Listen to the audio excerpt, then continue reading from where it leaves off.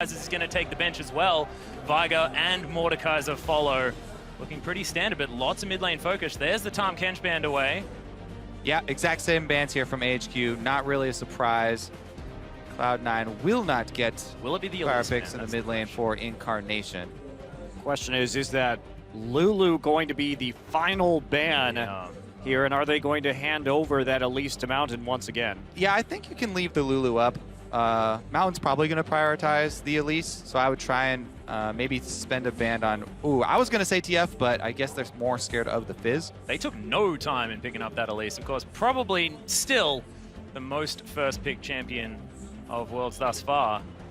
Already had a pretty considerable statistic, and now, so far in 3 games, first picked every time. Her early game is just dominating. And you Yeah. can see the difference between an Elise hitting cocoons and missing them does mean everything, but Mountain showed towards the end of the game a lot better performance on his Elise. Well, yeah, he did started with a couple snafus. with a couple snafus early. Just working out the cobwebs, guys. That's what you have to do. But in the later game, he did help considerably with a lot of those picks. As you were saying, started 0-2 and ended up going 3-2 and 5. Yeah. So 3-0-5 in the interim into the mid game, and it will be Darius and Lee Sin once more for Cloud9. Yep. And I would say if it ain't broke, don't fix it, but it was pretty broke in the last game. So hopefully they can figure something out for the rest of the picks. Mountain considering Albus's Thresh one more time, and that's the pick combo that they managed to dismantle Invictus Gaming with. I think you just go for pick. How did C9 lose that last game? Just get crowd control in all the lanes. They can play the Gnar. Ziv has had a great Gnar game so far in this tournament. Play it into the Darius again. Yeah, HQ, they already banned out the Tahm Kench, which is a great counter to the single target pick here. So, and I mean, Janna does have her weaknesses as well, can get blown up before she can even react. So I like it. Take the Thresh, take the Jinx. Those are going to be locked in. You have tons of gank pressure now on that bottom side, just like we saw in the last game with the Kennen and the Shen combo. So you have a lot of change CC in both of these 2 lanes. And C9 are going to be looking... Will it just be the Tristana Morgana? So you can do that, and you can go with a Lulu Morgana combo and Black Shield plus Lulu Speed at Darius for the ultimate Juggernaut. But even so, the Lantern, there's nothing you can do to stop Thresh saving someone on the front with a Lantern. Oh, it's the Braum instead here for Cloud9. So Elimination going to be bringing the chair to the bottom lane. Now AHQ to round out their lineup. And does Westor just default back? He just looks down his list of mid laners. Goes Twisted Fate, probably the one that I'm going to go to next, because that one's not banned away. High probability, but Cloud9 are saving their mid lane pick for a counter pick. So Twisted Fate pick. I know that Westor is very confident in his Twisted Fate, but Incarnation also quite good on Assassins. LeBlanc is still up, and Incarnation's been quite good with LeBlanc as well. Yeah, the Gnar, not really a surprise coming in from Ziv. Had an outstanding performance on that champion already. He's just been all around so good for this team. Yeah, got a fair bit of inspiration from Huni in that last game as well, who played an excellent Gnar into that Darius. And Twisted Fate, no surprise, going to be locked in. Well, if you're HQ, maybe you're willing to take that risk with the TF just because you just saw how C9 lost. You know if you were very aggressive, you're constantly diving those side lanes, you can get an advantage. Plus, TF does have a great setup for Elise. If you gold card, then it's a guaranteed cocoon to land, so there can be a lot of pressure put on mid, even if there's an assassin there. And it comes down to the 2v2 outplay. And as we saw in the last game, Cloud9 did lose the first 2v2 in the mid lane, which then snowballed against them. Well, taking some time here to lock in that mid lane pick for Incarnation. So what he does take away. Of course, his 2 main champions so far at Worlds have been the Azir and the Viger, but he's got a whole lot up his sleeve. We'll see whether it is the Orianna again. He could go back to that. Yeah. But it just doesn't feel fun to pick a champion that you lost with last time, and looks like the Lulu. So they are going to grab the Lulu after all. We'll see if Incarnation can put enough pressure on TF to keep him from gaining map control. Westor's TF is famed for a reason. Yeah. There's some things constant in League of Legends in as well. Westor's champion pool. So it will be exciting to see him on a legacy champion there. And we can talk about Incarnation being pushed up in that lane. But with the targeted CC on the gold card, like you were saying, Kobe, into the cocoon, sometimes even Whimsy isn't enough to get you out of that situation. So Mountain prowling around the mid lane could be dangerous. Yeah. The other thing I am going to watch out for, if they do seek that 2v2, lane pressure is going to be really big to allow the supports to roam. If Albus also roams, then that just makes it so difficult for the Lulu lane, because he can also come from the bottom side with support ganks. If they do that, though, Cloud9 have high kill pressure. Tristana Braum, if the support ever leaves their lane, Tristana Braum can look for a dive. Yeah, we'll see whether they can actually make that one work. But ladies and gentlemen, tell us who you think came out on top in the picks and bans by tweeting at LOL Esports with the hashtag AHQ win or C9 win. And we'll see who has the edge coming into this game. And, you know, so far, Westor on his fabled Twisted Fate, coming off a pretty decisive victory against Invictus Gaming. And we'll see whether High able to rally the team and pick themselves up after that Fnatic loss for Cloud9. The trends have been really interesting today. I mean, we're only into the third game, but AHQ plays a pick composition in that first game of the series against IG, manages to control Vision well enough to eke out a win in spite of a shaky early game. C9 comes against Fnatic, gets dove by what is effectively a pick composition, has a lot of trouble. So AHQ, they already showed us today that they're good with this kind of composition. C9 may be a little bit weak. They have to overcome that right now. Yeah, I don't know. The last ban there from Cloud9, going with the Fizz rather than something like the Elise, might come and bite them in the rear end here, as Westor is sort of forced onto a champion with wave clear. So now they do have I like the idea of as well. that one away. Oh, they've caught Ziv, though, and burn his flash. See if they make use of it, though. Going to have to target him early if they want an advantage off of that. And if they do a lane swap, then he can just hide himself until the flash comes back up in the jungle, going for double jungle, not even having to expose himself to a lane phase. A lot of deep vision now available here for Cloud9, who do get a bunch of wards down. CAHQ already committed to that bottom side by the looks of things, as minions are going to spawn in about 7 seconds. Carnation throwing out some flares in the mid lane. See what Albus is doing here, just gets another ward in behind that tier 1 turret. And meantime, On will just head down and start out at the Krugs, it would appear. Yeah, Cloud9 recalling from the jungle there, but HQ moving straight in. It's actually very bold to go face check all of these brush after Cloud9 recalled, and they weren't sure they were still here. But nobody's punished for it on AHQ's side. And they both start on top side with the double jungle. So both junglers will be ending down on the bottom side of the map. See if High can get the better of the Lee Sin versus Elise this time around. All the Krugs and all the Gromps are going to be dead. First 2 minutes of this game as Cloud9 are going to move towards the bottom lane, as are AHQ. Mountain now going to be taking this one down. So see how this one works, as Ziv is going to have that 1v1 matchup against the Darius. And once again, here's an interesting variation on the double jungle that Cloud9 like to do. They have balls take the small minions there and just go to lane and actually have High do the tanking. So Balls still has teleport. Cloud9 have actually invested High's health pool into a teleport advantage for Balls. Ooh. So I want to see if they make use of that teleport early, maybe in the bottom lane, watch for Elimination to try and get a ward deep down in this brush, and then maybe have them back off for an early teleport play from Balls, because otherwise they just lost out a lot of health on Lee Sin for small teleport cooldown advantage. Yeah, and it's not, in this particular situation too, with the way the pathing in the jungle is gone, it also eliminates really a possibility of taking advantage of Ziv's flashless state, because if you have a lower HP Lee Sin, or one that's a little bit delayed in the jungle and also simultaneously heading down to that bottom side, it does give Ziv a bit of respite in that top lane. So interesting trade-offs being made for sure. High actually might go for an early gank here. He'll probably take this crab as the lane is actually pushed in for some extra vision. And he's been able to sustain back up just fine, being Lee Sin. Yeah, it looks like sneaking elimination, pushing up fairly far in this bottom lane, so AHQ might find themselves a little bit more difficult to gank here on the bottom side. And look at that. Balls, he goes for the strategy for top lane where you just quickly shove the lane in and then walk back to lane. So he's, again, saving his teleport. Mountain does find him, or he finds Mountain. Yeah, who's found who Kobe is. Mountain takes a heck of a lot of damage. Balls without the upper hand, not going to find Mountain on that one.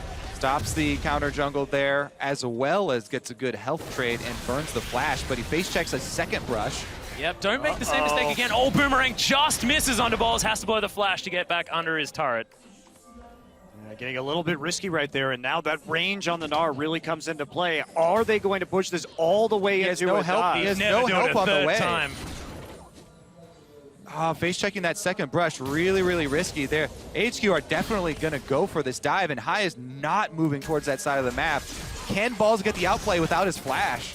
Oh, there's a hook down in the bottom lane as well. Nice for Chompers, but it's only half the health of a Braum as Mountain's coming in. They're looking to try and get some damage on this turret. Well, they're toying with Balls for the moment, not opting. Dare he go for that cannon? No. Well, zoning him away from cannon minions, I mean, that's a victory. They actually do not want to pull the trigger here. They still haven't seen High, so as far as HQ know, High is on the way. This is interesting. We haven't had too many instances of a 1v1 in the top lane. Wow. Where the jungler will just come and help right there. And you can see Balls getting a little gun shy right as the Mega Gnar comes through. But Mountain using that Elise, one of the better champions for helping out a top laner take a turret. And the double range versus the melee means they're going to get it. Yeah, Mountain really turning this top lane matchup right back around. And that was a full wave of experience the Ball just missed out on then. So Ziv moving towards level 6 while Ball's yet to hit that level 5 mark. Having that advantage. Well, they're really investing a lot of their time into Ziv. When you let the jungler just sit in the top lane, you give the enemy team so much more information. And also, you can see that C9, the price of this, they've started to get a pretty nice CS advantage on the bottom side of the map here because they've been able to play so freely without concern for the enemy jungler. Also, the advantage that High got from farming for pretty much that entire time. He's even been able to go back, grab that Chilling Smite as well as the longsword, so he's ready to fight. Flash towards top. Back up for Ziv now. So he successfully waited out that time period with the extra Elise pressure. Can't be trouble to clear out that ward. Yep, no. Doesn't have time. It's got to be killing them Krugs. Ziv going to hit that Mega Gnar now as well, level 6 to level 5, so Ball's probably not going to go too aggressive, but pretty safe at the moment with so much health. Now hits level 6.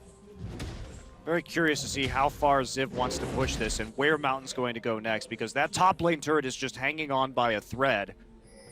And do they want to try and push it out and get a freeze back? How much do they want to deny Balls in this matchup? Because in terms of CS, he's doing just fine. Botted.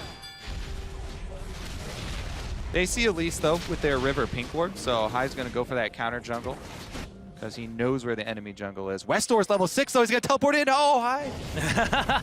Oh, High actually could be in trouble here as the blue buff is up. Ziv hops over the wall. They spot him out. Flash already burnt. Twisted Fate moving back towards the mid lane. Flash for Grom. Worth? Yes, sir. Yeah. It's 100 gold, man. It's actually definitely not worth because Lee Sin hitting level 6 and having flash is probably a good idea, just in right? case you didn't catch that. Sarcasm, everyone. Sarcasm. Nailed it. High making his way around again, but he's going to be spotted by another ward. Oh, just misses Sonic Wave, so can't steal away that blue buff, and Mountain is going to lock that one down. But Westor, he doesn't get it. That's still huge, though. Not having the blue buff on the Twisted Fate, this just increases the bully potential that Incarnation has. He's been doing a great job building a CS lead in that mid lane. So, and just Westor always in vision, always bottled up, and now without the freedom with the blue buff to really push out that wave. Yeah, Cloud9's gold through jungle camps and lane CS now, up to 500 though. High actually definitely outperforming so far. A little bit of a lead. Balls gets pushed off the lane though, and that will swing the gold right back around if Ziv decides to finish this off again. Yeah, good freeze coming in too. Leave it as a freeze as well. This is HQ's plan coming together right now. They took the hit in the other lanes, and the advantage is this. Restore with the gold card. That Polymorph is going to at least allow him to wander away as a seal, which is more than fun. But he's being so bullied out of this lane. And a lot of it comes to rest. Oh, look at this jungle camp here, though. Oh, goodness, yeah. Incarnation moves first from the mid lane. Good positioning. Yeah, the Winter's Bite does come down. Last proc of that passive, not quite there yet as the flash does come through. Decent use of the Death Sentence comes down and Westor finds himself all on his own, but Sneaky jumps in. Mountain uses the repel, may have to flash out of this one, does so over towards that Krug camp, and Westor, now there's 5 C9 members in that jungle and Balls can't quite close the gap on the apprehend. Gonna go for that red steal though. Cloud9 get the invade. Couple of flashes traded there. Braum passive dropping off of Elise was crucial. They couldn't get that last hit. And C9, they saw the freeze coming into the top side. Sneaky grabbed. Yeah, there it is. The Chompers come down as well. Nice unbreakable from Lemonation, but takes the Lantern to try and get round to the other side. Albus gets stunned up. On flashes forward, the last auto attack calculated right there for the Jinx, and Lemonation is going to die for the double. Arn is getting huge in this game already. AHQ now trying to follow up. The gold card's down under high. Westor says thank you very much. He's coming back again. There's the gate. Yep, looking for more as Balls able to get a lot of damage through the dunk. Flashes out of the way, but it's not enough. Balls is going to sacrifice himself. Ziv gets a piece of the pie. And AHQ now pushing on the bottom lane. This game just exploded. And Incarnation going to take the mid turret, so Cloud9 gets something for that. Remember, Incarnation can't follow this game. He doesn't have TP. Worrying trend for Cloud9 is this is the 5th game in a row. Well, not in a row, but the 5th game that they have given up the first blood. AHQ with the outplay down bottom. That was a very nice combination with Albus and On.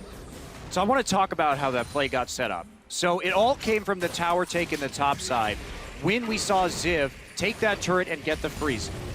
Balls did not want to overextend into that lane, which caused him to roam down and try and make a play on the bottom side where they had been pushing all game. And then this happened. On pushes the wave up, and then Sneaky gets caught very cockily walking into this lane, and they're going to get attacked by the minion wave here too. This is the impressive part from On. The flash for the rocket turns around. Auto attack's already in the air, so Sneaky even wastes his flash as well, and they turn it around.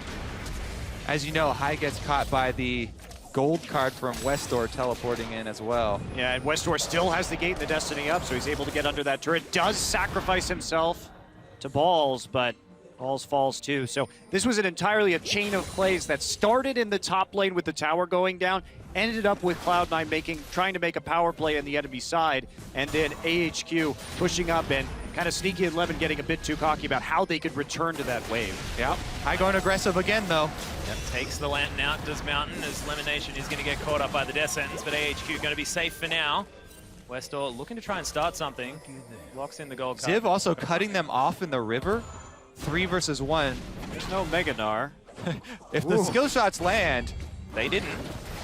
Apprehend does, though, as Ziv just going so aggressive. Doesn't have anywhere near a Meganar. This could be just handing Balls another kill. High grabs it as Ziv falls down. And AHQ, they are going to have Albus fall as well. It's going to be the Braum locking him down with the passive. Yeah, dangerous game there by Ziv. You know, he was lucky when the 2 skill shots landed, but stayed in range. Balls apprehends him, and he goes down, burning the flash as well, so Cloud9 strike back. That was perplexing, though. Ziv, I don't quite understand. Dodges everything, and then just wanders casually back in. Yeah, well, he doesn't have the Meganar. You have to assume that there was a miscommunication there because he went back in on that, perhaps thought his teammates were closer than they actually were, but definitely a misplay. And he's going for that Frozen Mallet first in this game, so looking to kite that Darius in the laning phase. With those kills as well, if Cloud9 can even up the turret score, they'll get right back to even. Possibly even in the lead as well. Look at that CS deficit for Incarnation against Westor. That is huge. 36 CS at the moment. Stack Deck is going to be doing some work here for Westor to try and give him some extra cash, but they're not going to be working out. Just completed those Lucidity boots. Look at this extension here by Ziv on the top side. They know he doesn't have flash now. And High working his way up there. They saw Ziv place his ward over the wall of the tri-bush, so High should know that there's no ward actually in the tri-bush, and he could get behind Ziv right now. If Ziv shows himself in the lane, I would really look for High to go cut him off, but it looks like they aren't going to go for it. It's going to kite the wave a little bit right there. And in spite of that big CS differential in the mid lane, the actual gold value is less than 200 right now due to the kill, due to the stack deck, due to the extra tower. So it's actually not going quite so badly as you might assume for Westdorf. He is playing so far back in the lane, though. Still understands that he can get bullied out by the Ignite on this Lulu. It's interesting how Lulus play so differently based on that summoner spell. You see that the teleport Lulus will play a lot further back, whereas Incarnation wanting to bully as much as possible to make use of that summoner choice. I'm very curious. I think that Cloud9 may have not been watching as Ziv was clearing the pink ward, and they just assumed that since he cleared it, he also placed one in the tri-bush, but got to pay attention to those small things. Down bottom, though, by Dragon, now looking to get up some vision of their own. I don't think either team starts it off blind. Both teleports are ready. Well, AHQ moving around immediately, swooping out the vision, but Riftgutler is going to be collected there from high, so full vision of the area for now. Mountain is going to discover a ward, and we'll see whether Lemon Nation can be enough to deter him from removing it. Yeah, defending the pinks is extremely important right now. Cloud9 have invested a lot of gold in the vision around this dragon. Nation going to take a lot of damage, though. There's the death sentence back. They really want this kill. That is going to be secured by Arn as he tries to flash the wall. Defending pinks, very important. Not that important, though, to sacrifice your life for it. Your point was very well proven, though, Kobe. I liked it. Well, up until that point, too, C9 got the Scuttle Crab. They had a very good position on the river because AHQ had pushed up. They were worried about the dragon being taken, and Sneaky was starting to push it back out. They were moments away from making a very good dragon play there, and it just all came unraveled. Little bit too risky right there. Trying to take out the pink ward. Explosive Shot doing some work there under Arn. He's going to play a little bit further back, but 3-0 and 2. 100% kill participation for this Jinx, and we mentioned how much farm Arn gets for AHQ. See whether he can carry forward. Also, Cloud9, after that Lemon Nation going down there, they're going with a kind of a risky play here. They decided to have balls freeze in the top lane against the team with TF. Now, if the top laner freezes like this with the lane so far in Cloud9 territory, makes it hard for Ziv to go up there, yes, and try and CS, but it encourages AHQ to make a play on the other side of the map. So Cloud9 on that other side of the map have to play very defensive. Well, some items coming in here for AHQ as well. Frozen Mallet now completed for Ziv, as well as the Infinity Edge for Arn. And as far as single item power spikes are concerned for AD carries, it's a pretty good one there for Jinx. And AHQ needs to make a play right now. They can't just let balls freeze at tier 2 forever. They need to just start putting pressure on the dragon, start putting pressure on perhaps the mid lane turret or the tier 2 in the bottom side, or start getting deep vision in the enemy jungle. Because otherwise, C9 should not be able to make this play right now. Cloud9 now reversing that top wave, ball starting to shove it, and they just burst the dragon. Yeah, free. As you like. The death sentence comes through, but that was not going to find it, and Cloud9 locked down the first dragon. You can see the trigger, though. 10 seconds before they start that dragon, top wave starts pushing, and balls cues the wave. So they try and get top wave pushing again in their favor right before they go for the dragon. So if AHQ decide to commit, then at worst for Cloud9, they then have pressure again on top. Yeah, still a little bit late there, though. And that was a very greedy play from Cloud9, a very punishable play in a lot of ways. But those are the plays those are the calls that High will make, though. Well, it worked out this time. Dragon over, first of the game. Certainly did. Balls not so apprehensive this time around. Going to be able to lock down this farm. So Balls having a decent time here in the top lane. Definitely better than it was the last game. But about this time, it was inhibitors falling in the game against Fnatic. So definitely turning around, and this game working a whole lot more slowly. That being said, AHQ do still have that gold advantage by about 1.2.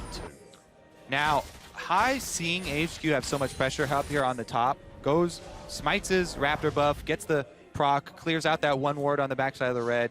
Doesn't have the charge left to see that one, though, but at least gets up some defensive vision for Cloud9 around their red quadrant. You can see right there, a couple of pings coming down from HQ on the bottom side. They don't have any wards, so take a couple pot shots with Jinx, but then Lantern right back out. You can see the cautious play, and it comes down to the vision now. AHQ has to set up better vision. If there's a slow. Yep, Gold Card comes down. The Unbreakable was there, though. Has to flash his way out, does Westor. Cloud9 get a free summoner.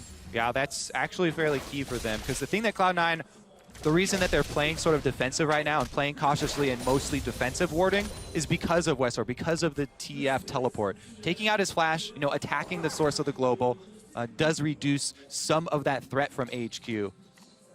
Also a huge help that they got the mid turret down early, so he doesn't have that position of safety in the center of the map to operate from. Yeah, that was paid for with blood of the bottom lane. Yes, it was.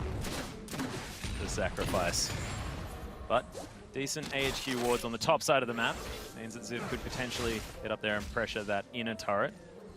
AHQ moving everyone around, trying to get down and defend this outer turret in the bottom lane. Sneaky hanging around there, but not going to stay for too much longer.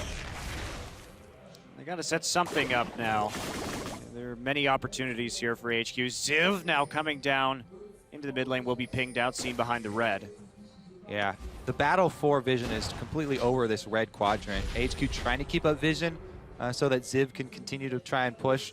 But Balls is playing it really well, not overextending, not letting Ziv make use of his Frozen Mallet build.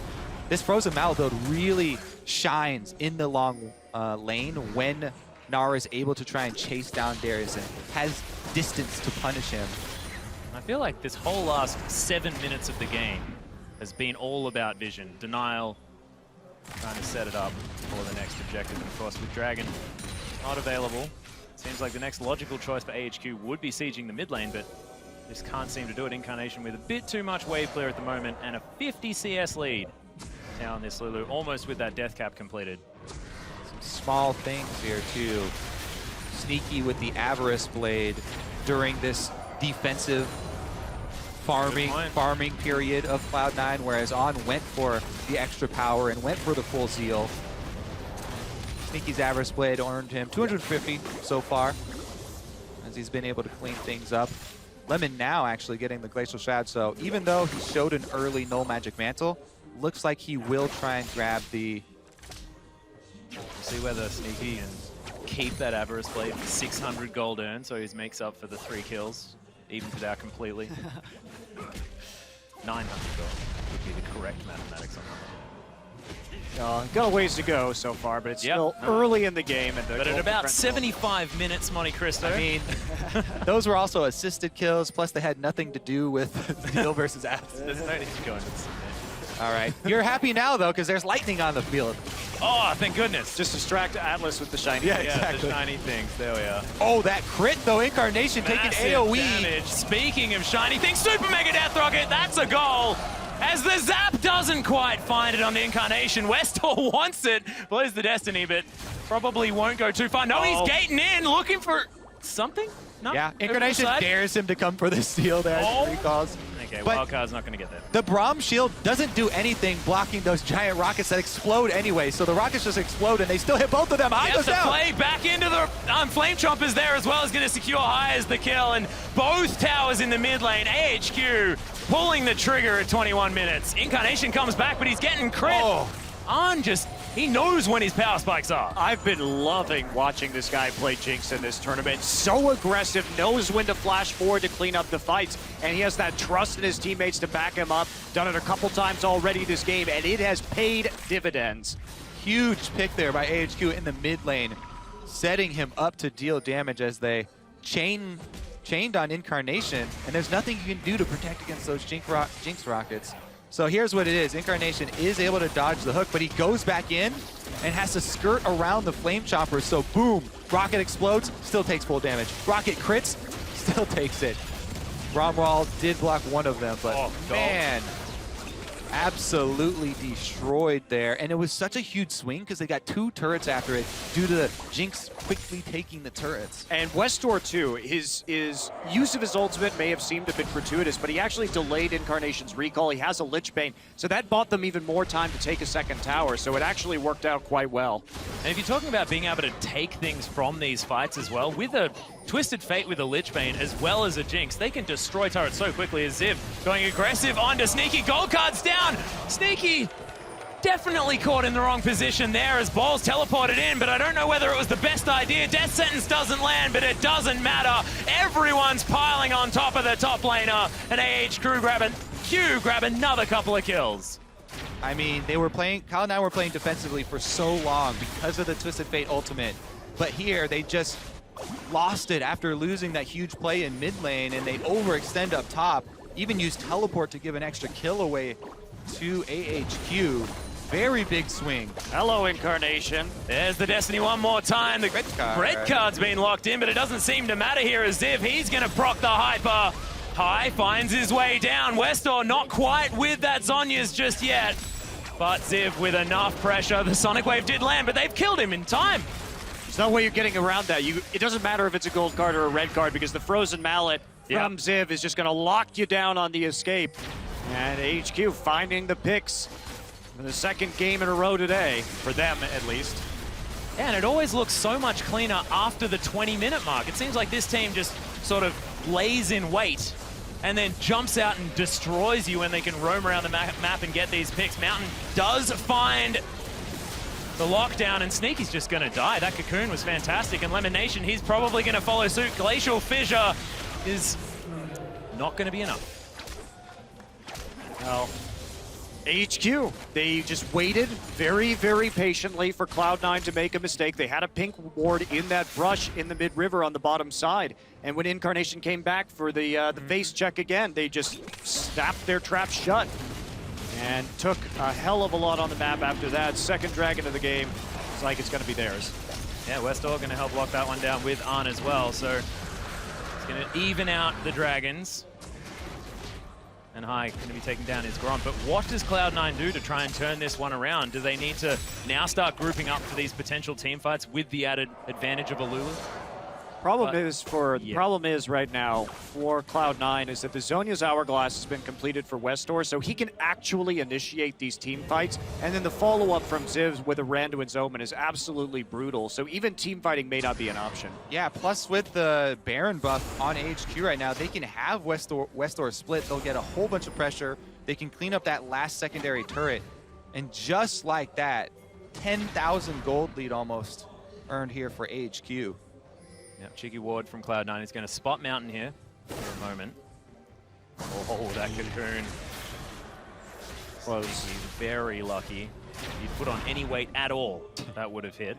If only he was a little bit taller. But a Yordle, sadly.